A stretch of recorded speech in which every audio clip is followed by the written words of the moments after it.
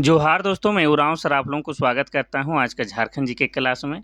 आज का क्वेश्चन बहुत ही महत्वपूर्ण है जो आपके एग्जाम में 100% देखने को मिलेगा। और आज हम लोग झारखंड जीके के तहत झारखंड जीके का मिक्सअप क्वेश्चन देखने वाले हैं, अर्थात बहुत सारे चैप्टरों को मिलाकर एक ही साथ एक ही क्लास में करने वाले हैं।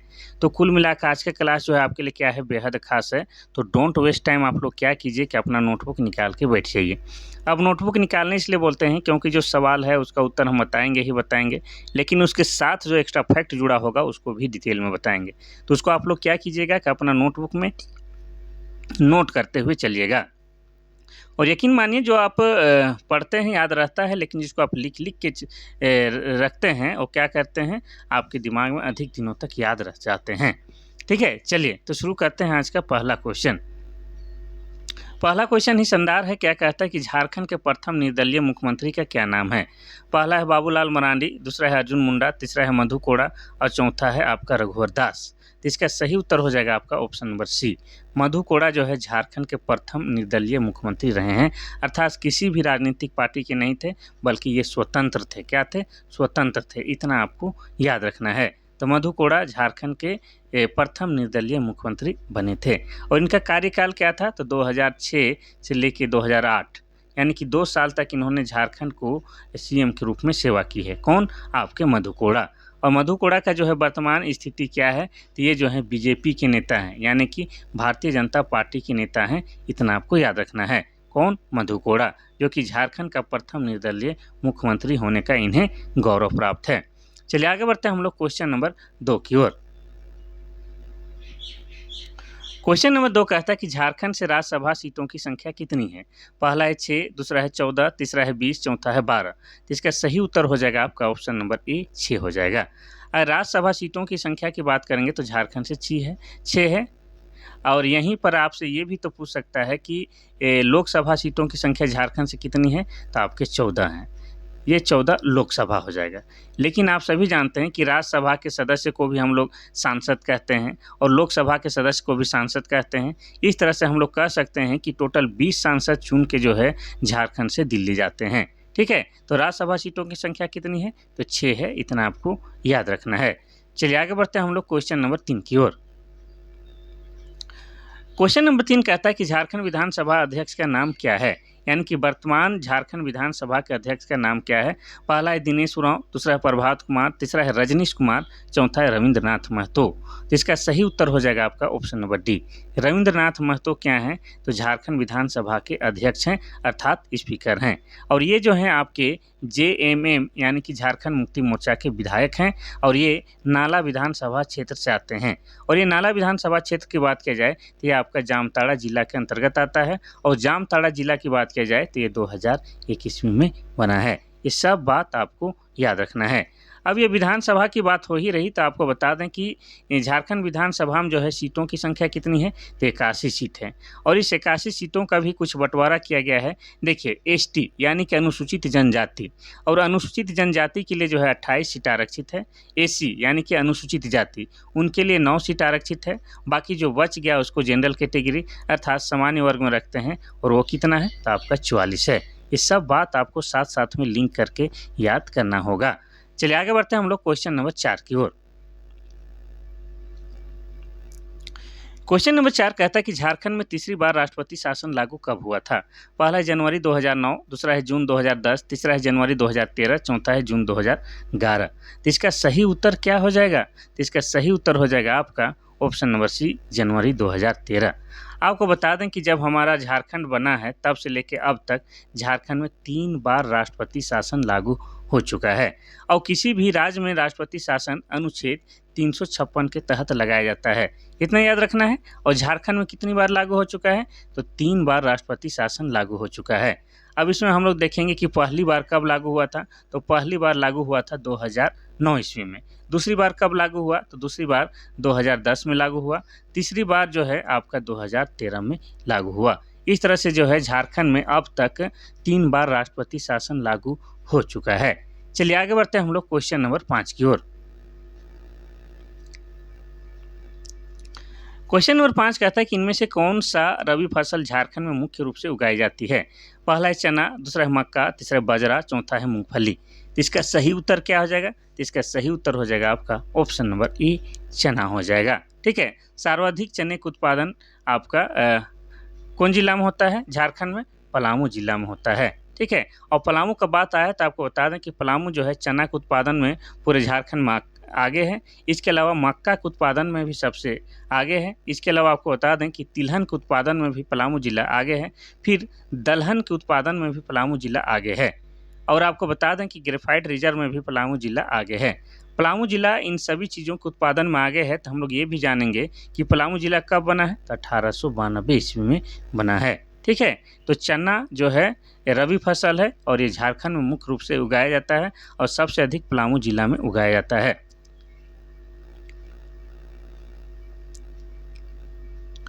क्वेश्चन नंबर 6 कहता है कि इनमें से कौन सा झारखंड का प्रमुख औद्योगिक क्षेत्र सरकार द्वारा वर्गीकृत नहीं किया गया है?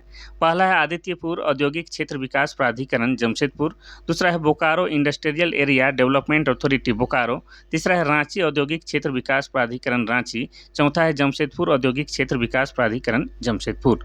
तो ये जो है दिया गया है, आप सभी जानते हैं कि पूरे झारखंड को जो है 4 औद्योगिक क्षेत्रों में बांटा गया है और इसमें से दिया गया में से 3 जो है लेकिन एक नहीं शामिल है। तो कौन सा शामिल नहीं है उसको हम लोग देखने वाले हैं। तो ऑप्शन नंबर डी ये वाला हो जाएगा, जमशेदपुर औद्योगिक क्षेत्र विकास प्राधिकरण जमशेदपुर। ये वाला जो है आपका औद्योगिक क्षेत्र नहीं है या सरकार द्वारा वर्गीकृत नहीं किया गया है और ये तीनों है। ठीक है, चलिए वैसे 4 है लेकिन एक का नाम यहाँ पर नहीं है। आप लोग कमेंट करके बताइएगा वो चौथा जो छूट गया है वो कौन सा है। क्वेश्चन नंबर 7 कहता है कि दलमा वन्यजीव अभ्यारण्य के चारों ओर कौन सी पहाड़ी है? पहला है दलमा हिल्स, दूसरा है हिमालय, तीसरा है नेत्रहाट, चौथा पारसनाथ। तो इसका सही उत्तर क्या हो जाएगा? तो इसका सही उत्तर हो जाएगा आपका ऑप्शन नंबर ई, दलमा हिल्स यानी कि दलमा पहाड़ी। क्या हो जाएगा? दलमा पहाड़ी। ध्यान से सुनिएगा, तो ये दलमा वन्यजीव अभ्यारण्य की बात करेंगे तो इसका उद्घाटन कब हुआ है या इसकी स्थापना हुआ है 1976 ईस्वी में। और यहाँ पर जो है भारत सरकार के द्वारा हाथी परियोजना चलाई जा रही है, यानी कि हाथी के संरक्षण के लिए हाथी परियोजना यहाँ पर संचालित किया जा रहा है। और ये दलमा वन्यजीव अभ्यारण्य की बात करेंगे तो ये किस जिला के अंतर्गत आता है? तो ये आपका पूर्वी सिंहभूम जिला के अंतर्गत आता है। और पूर्वी सिंहभूम जिला कब बना है? तो ये बना है 16 जनवरी 1990 को। इतना याद रखना है। तो दलमा वन्यजीव अभ्यारण्य के चारों ओर दलमा हिल्स यानी कि दलमा पहाड़ी बना हुआ है। चलिए आगे बढ़ते हैं हम लोग क्वेश्चन नंबर 8 की ओर। क्वेश्चन नंबर 8 कहता है कि बोकारो जिले की स्थापना के लिए गिरिडीह जिला से कितने ब्लॉक अर्थात प्रखंड लिए गए थे? पहला है 2 प्रखंड, दूसरा है 3 प्रखंड, तीसरा है 6 प्रखंड, चौथा है 8 प्रखंड। तो इसका सही उत्तर क्या हो जाएगा? तो इसका सही उत्तर हो जाएगा आपका ऑप्शन नंबर सी, यानी कि 6 प्रखंड लिए गए थे। इतना याद रखना है। ठीक है, कितने? तो आपके 6 प्रखंड। बोकारो जिले का स्थापना के लिए गिरिडीह जिला से कितने? 6 प्रखंड लिए गए थे। अब बोकारो जिला की बात करेंगे तो बोकारो जिला बना है 1991 ईस्वी में। अब बोकारो को क्या कहा जाता है? तो बोकारो को स्टील सिटी कहा जाता है। अब स्टील सिटी क्यों कहा जाता है? क्योंकि बोकारो में ही जो है 1964 में बोकारो इस्पात संयंत्र की स्थापना किया गया था, इसीलिए बोकारो को स्टील सिटी भी कहा जाता है। और किस देश की सहायता से किया गया है यहाँ पर इस्पात कारखाना की स्थापना? तो सोवियत संघ रूस देश की सहायता से किया गया है। कहाँ पर किया गया है? तो माराफारी नामक स्थान पर किया गया है। और आपको बता दें कि माराफारी जो है बोकारो का पुराना नाम भी है। इसके अलावा बोकारो में और एक चीज़ है जो आपको जानना है कि बोकारो में ही जवाहरलाल नेहरू जैविक उद्यान है, जो कि झारखंड का सबसे बड़ा प्राणी उद्यान है। ये भी आपको याद रखना है। ठीक है, तो बोकारो जिला बनाया गया था कि गिरिडीह जिला के 6 प्रखंड को लेकर या 6 ब्लॉक को लेकर। इतना याद रखना है। चलिए आगे बढ़ते हैं हम लोग क्वेश्चन नंबर 9 की ओर। क्वेश्चन नंबर 9 कहता है कि चतरा जिला किस राष्ट्रीय राजमार्ग पर स्थित है? पहला है 99 और 100, दूसरा है 98 और 100, तीसरा है 12 और 13, चौथा है 13 और 23। तो इसका सही उत्तर क्या हो जाएगा आपका? ऑप्शन नंबर ए हो जाएगा, 99 और 100, यानी कि NH 99 और NH 100 नेशनल हाईवे होता है। NH का मतलब यानी कि राष्ट्रीय राजमार्ग होता है। तो यही जो है चतरा। अब चतरा की बात करेंगे तो हमारा ये जो चतरा है, ये चतरा जिला कब बनता है? तो चतरा जिला हम लोग का बनता है ये भी 1991 ईस्वी में। चतरा को क्या कहा जाता है? तो चतरा को जो है छोटा नागपुर का प्रवेश द्वार, क्या? तो छोटा नागपुर का प्रवेश द्वार कहा जाता है। साथ ही आपको बता दें कि लोकसभा में जो है सबसे छोटा संसदीय क्षेत्र कौन सा है? तो आपका चतरा जिला है। इसके अलावा चतरा की इटखोरी में माँ भद्रकाली का मंदिर है। किसका? माँ भद्रकाली का मंदिर है। इसके अलावा चतरा की इटखोरी से किसका संबंध है? शीतलनाथ का संबंध है। अब आप कहिएगा कि सर ये शीतलनाथ कौन है? तो आपको बता दें कि जैन धर्मावलंबियों के ये तीर्थंकर हैं। और कौन से क्रम के? तो 10वें क्रम के तीर्थंकर हैं और इन्हें जो है झारखंड के होने का गौरव प्राप्त है। तो चतरा जिला आपके NH 99 और 100 पर स्थित है। चलिए आगे बढ़ते हैं हम लोग क्वेश्चन नंबर 10 की ओर। क्वेश्चन नंबर 10 कहता है कि झारखंड के किस मंदिर में सावन का प्रसिद्ध मेला मनाया जाता है? पहला है महाकालेश्वर मंदिर, दूसरा है टांगीनाथ मंदिर, तीसरा है रजरप्पा मंदिर, चौथा है बैद्यनाथ धाम मंदिर। तो इसका उत्तर तो आप सभी को पता है, फिर भी हम बताते हैं। इसका सही उत्तर option number D Baidyanath Dham मंदिर हो जाएगा। बैद्यनाथ धाम मंदिर पर प्रत्येक साल सावन के महीने में पूरे 1 महीना के लिए श्रावणी मेला लगता है। और ख़ास बात यह है कि यह जो है झारखंड ही नहीं, भारत ही नहीं, पूरे विश्व लेवल में फेमस है। और यहाँ पर जो है लाखों में श्रद्धालु आते हैं और सभी जो है एक ही प्रकार का वस्त्र धारण करते हैं, ये भी आपको याद रखना है। अब बैद्यनाथ धाम मंदिर को जो है कहा जाता है कि यह जगह जो है अंतिम संस्कार के लिए सबसे बढ़िया है। अब अंतिम संस्कार के लिए बढ़िया इसलिए कहा जाता है क्योंकि इसके पीछे एक दंत कथा प्रचलित है कि भगवान महादेव द्वारा माता सती, जो कि माँ पार्वती का एक रूप है, उनके हृदय का अंतिम संस्कार यहीं पर किया गया था। इतना याद रखना है। साथ ही ये भी जानना जरूरी है कि ये जो बैद्यनाथ धाम मंदिर है, इसका निर्माण किसने करवाया है? तो राजा पूरनमल के द्वारा इसका निर्माण करवाया गया है। और यहाँ पर जो है भगवान शिव का मंदिर या मूर्ति विराजमान है या स्थापित किया गया है। यहाँ पर शिवलिंग है जिसे मनोकामना लिंग भी कहते हैं। ठीक है। और मोस्ट इंपॉर्टेंट कि यह किस जिला के अंतर्गत है? तो बैद्यनाथ धाम मंदिर जो है आपका देवघर जिला में है। कहाँ है? देवघर जिला। और देवघर जिला बना है 1983 ईस्वी में। ये सब बात आपको याद रखना है। चलिए आगे बढ़ते हैं हम लोग क्वेश्चन नंबर 11 की ओर। क्वेश्चन नंबर 11 कहता है कि पूर्वी सिंहभूम झारखंड के किस किनारे पर स्थित है? यह झारखंड के किस कोने पर स्थित है? पहला है उत्तर पश्चिम, दूसरा है पूर्व, तीसरा है दक्षिण पूर्व, चौथा है पश्चिम। तो इसका सही उत्तर क्या हो जाएगा? तो इसका हो जाएगा आपका ऑप्शन नंबर सी, दक्षिण पूर्व में स्थित है। पूर्वी सिंहभूम जो कि झारखंड के एक जिला है, यह झारखंड के दक्षिण पूर्व में स्थित है। तो देखिए झारखंड का आकार कुछ इस प्रकार से है। अगर आकार पूछा जाए तो झारखंड का आकार कैसा है? चतुर्भुजाकार है। ठीक है। और झारखंड जो है 5 राज्यों के साथ सीमा साझा करता है। पूरब में आपका पश्चिम बंगाल के साथ, और पश्चिम में उत्तर प्रदेश और छत्तीसगढ़ के साथ, और उत्तर में बिहार के साथ, दक्षिण में उड़ीसा के साथ। लेकिन यहाँ पर बोला है कि पूर्वी सिंहभूम जो है झारखंड के दक्षिण पूर्व में स्थित है। तो कहाँ पर हो जाएगा? तो यहाँ पर हो जाएगा। ठीक है। दक्षिण हो जाएगा, इधर यहाँ पर स्थित है। इतना याद रखना है। ठीक है।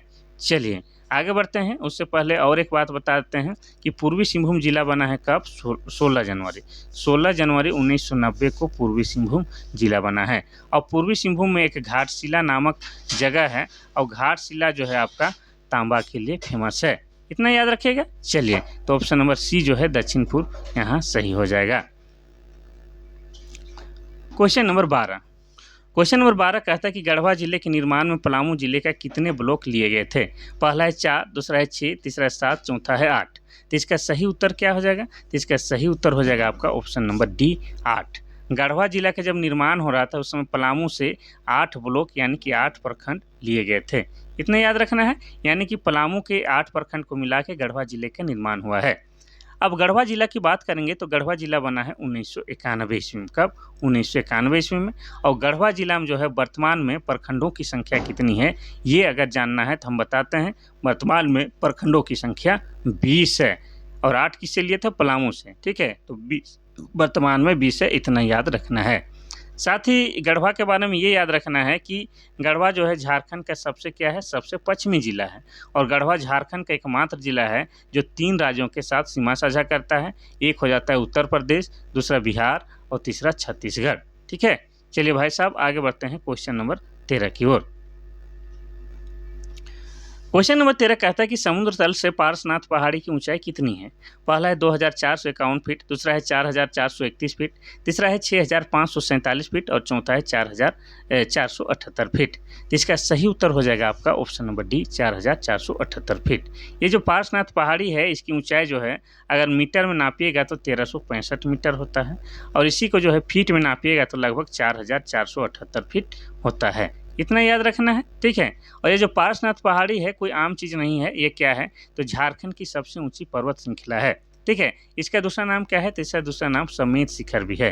अब इस जगह को जो है जैन धर्म के लोग क्या कहते हैं कि यह जगह जो है तीर्थ स्थल है। अब ये लोग तीर्थ स्थल क्यों कहते हैं तो आपको बता दें क्योंकि जैन धर्मावलंबियों के टोटल 24 तीर्थंकर हुए हैं, उनमें से 20 तीर्थंकरों का निर्वाण प्राप्त पार्श्वनाथ पहाड़ी में हुआ है, इसलिए ये लोग जो है इस जगह को अपना तीर्थ स्थल मानते हैं।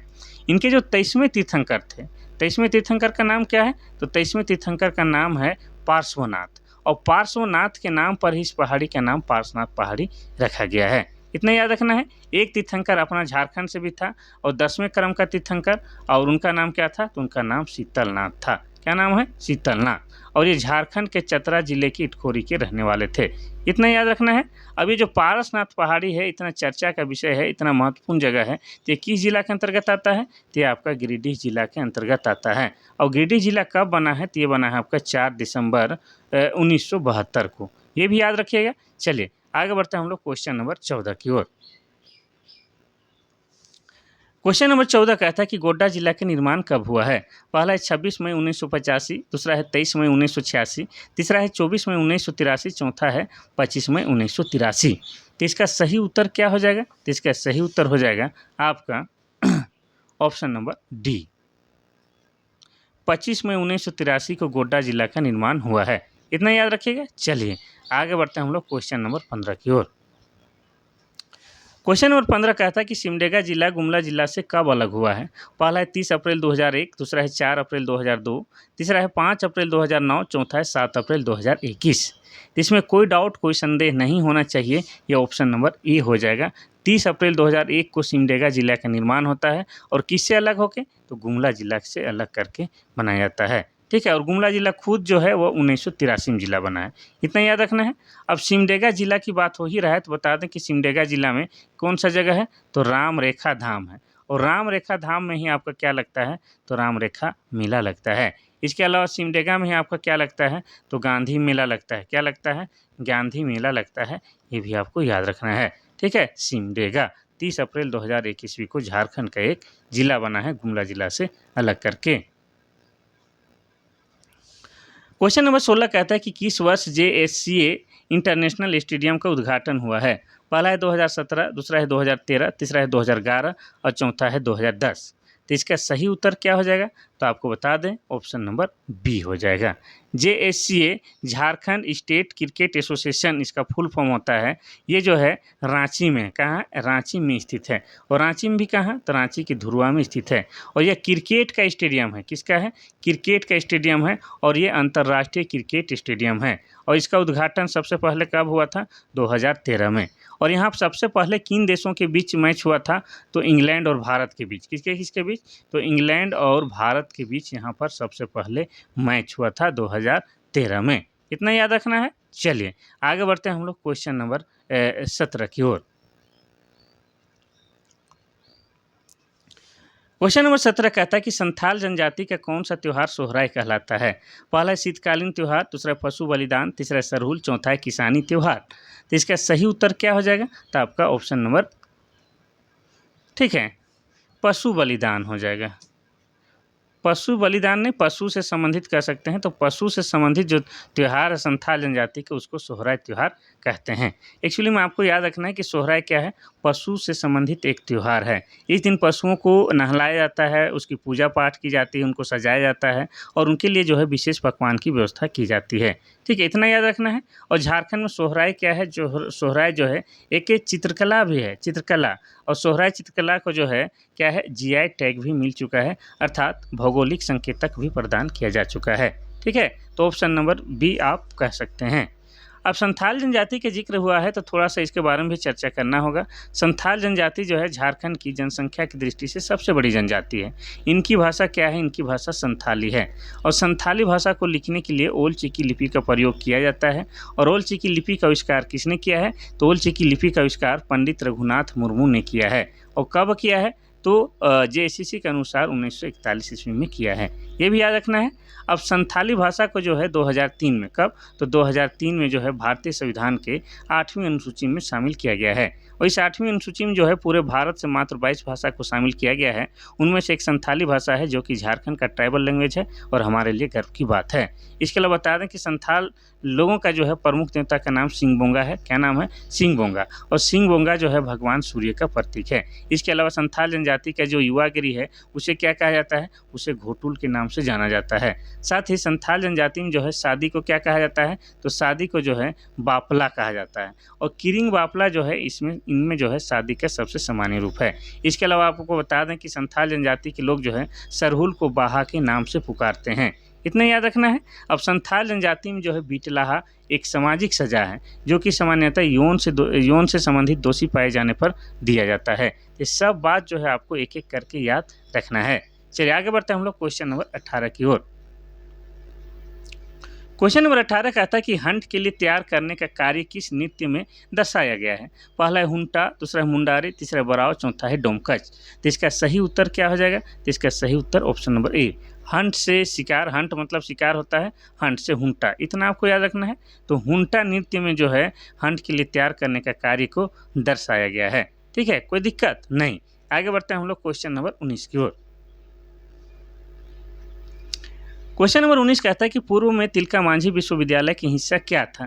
पहला है कोल्हान विश्वविद्यालय, दूसरा सिद्धू कान्हू मुर्मू विश्वविद्यालय, तीसरा है विनोबा भावे विश्वविद्यालय, चौथा है नीलांबर पीताम्बर विश्वविद्यालय। तो इसका सही उत्तर हो जाएगा आपका option number B.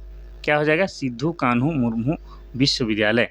Tilka Manjhi विश्वविद्यालय भागलपुर में स्थित है, ये आपको याद रखना है। ठीक है, तो इसी का हिस्सा कौन था? आपका सिद्धू कान्हू मुर्मू विश्वविद्यालय। चलिए आगे बढ़ते हैं हम लोग क्वेश्चन नंबर 20 की ओर।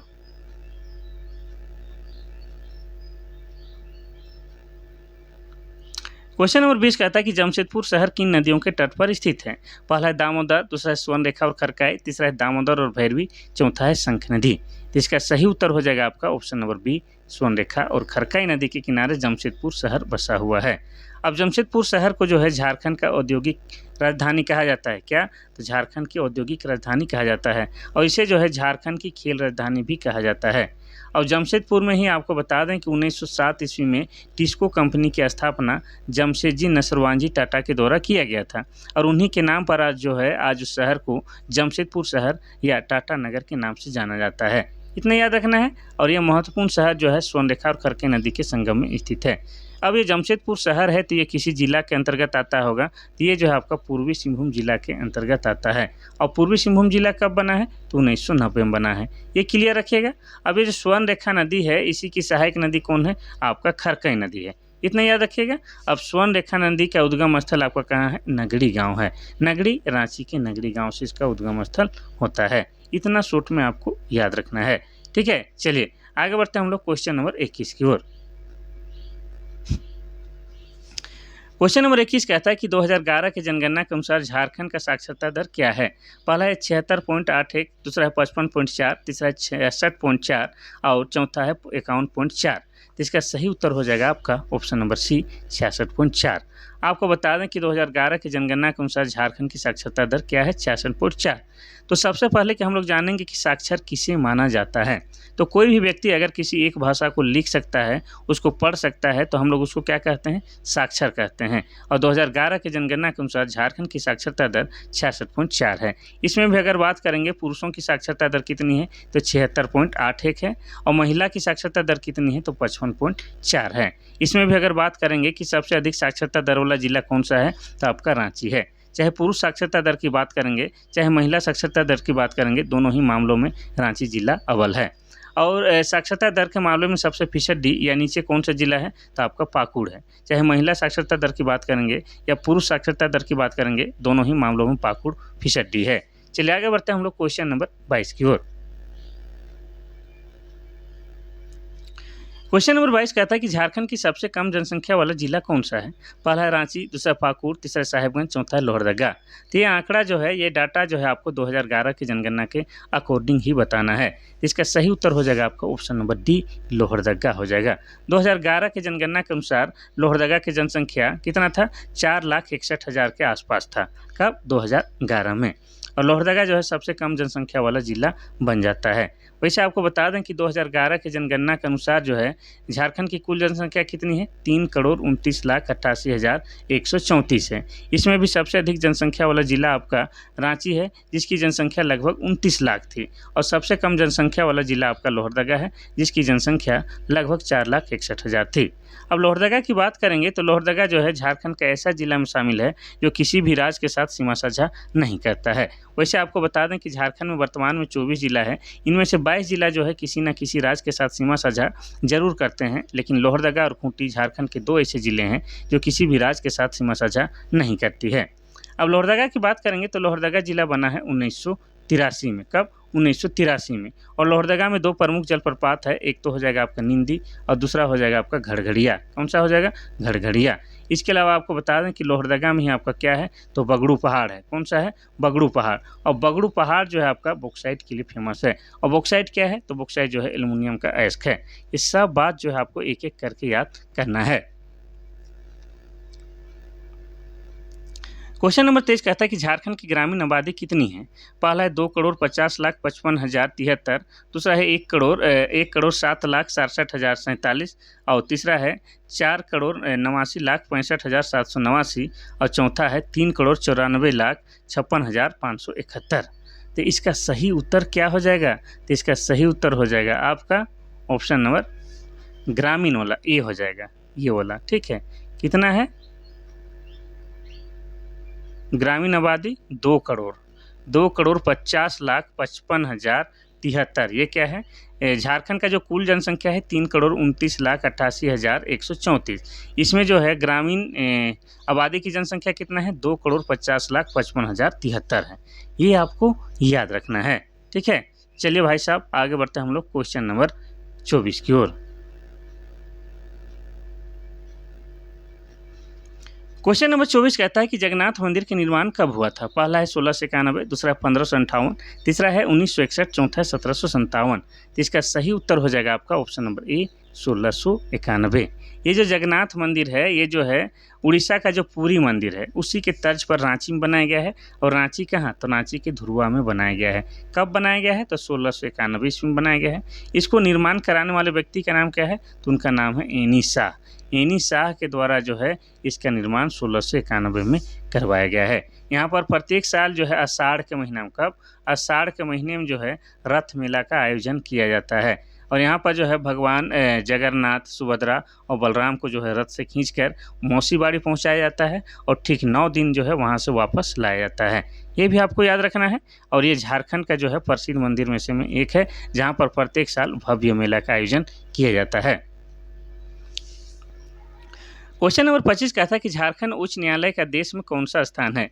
पहला 18, दूसरा 19, तीसरा 20, चौथा 21। तो इसका सही उत्तर हो जाएगा आपका ऑप्शन नंबर डी, 21।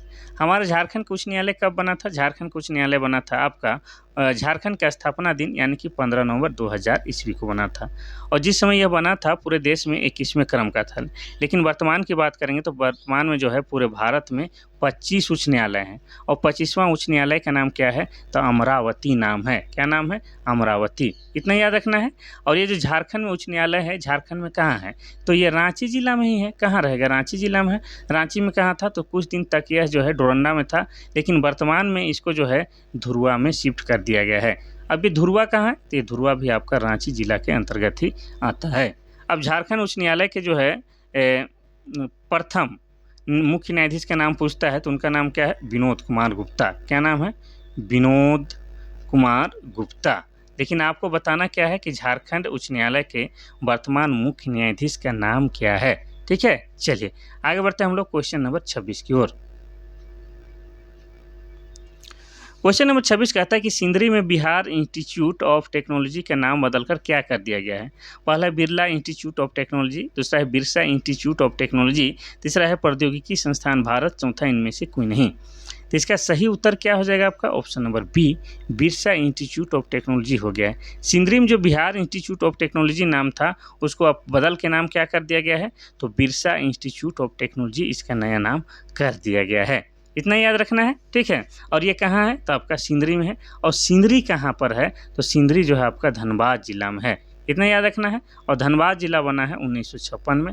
और धनबाद को झारखंड की कोयला नगरी और भारत का कोयला का राजधानी भी कहा जाता है। और धनबाद में ही आपका क्या है, तो धनबाद में ही आपका मैथन डैम है। इसके अलावा धनबाद में ही आपका क्या है, झरिया है, जो कि आपका कोयला के लिए फेमस है। इसके अलावा धनबाद में क्या है, तो धनबाद में आपका वासेपुर नाम का एक शहर है, जिस पर आधारित बॉलीवुड वालों ने पिक्चर बनाई है, gang of Wasseypur. Question number 27 कहता है कि 2012 में झारखंड रत्न पुरस्कार से सम्मानित किया गया था किन्हें। पहला है सुशीला हासदा, दूसरा है शिबू सोरेन, तीसरा है मुकुंद नायक, चौथा इनमें से कोई नहीं। तो इसका सही उत्तर क्या हो जाएगा, तो इसका सही उत्तर हो जाएगा ऑप्शन नंबर सी। मुकुंद नायक को जो है प्रिंस ऑफ छोटा नागपुर यानी कि छोटा नागपुर का राजकुमार भी कहा जाता है, ठीक है। और ये जो है मर्दानी झूमर, कौन सा, तो मर्दानी झूमर के जो है प्रतिपादक हैं, ये भी आपको याद रखना है। ये मूल रूप से तो सिमडेगा के रहने वाले हैं, लेकिन वर्तमान में कहाँ रहते हैं, तो वर्तमान में रांची में ये बस गए हैं। कौन, आपके मुकुंद नायक। इतना याद रखना है। और मुकुंद नायक को जो है भारत रत्न, झारखंड रत्न से 2012 में सम्मानित तो किया ही गया है। इसके अलावा इन्हें पद्मश्री पुरस्कार से भी सम्मानित किया गया है। और पद्मश्री पुरस्कार से कब, तो 2017 में, ठीक है। 2017 में इन्हें पद्मश्री पुरस्कार से भी सम्मानित भारत सरकार द्वारा किया गया है। और पद्मश्री पुरस्कार कोई छोटा मोटा पुरस्कार नहीं होता है, आप सभी जानते हैं, ये भारत सरकार का चौथा सबसे बड़ा पुरस्कार होता है। इतना याद रखना है। चलिए आगे बढ़ते हैं हम लोग क्वेश्चन नंबर 28 की ओर।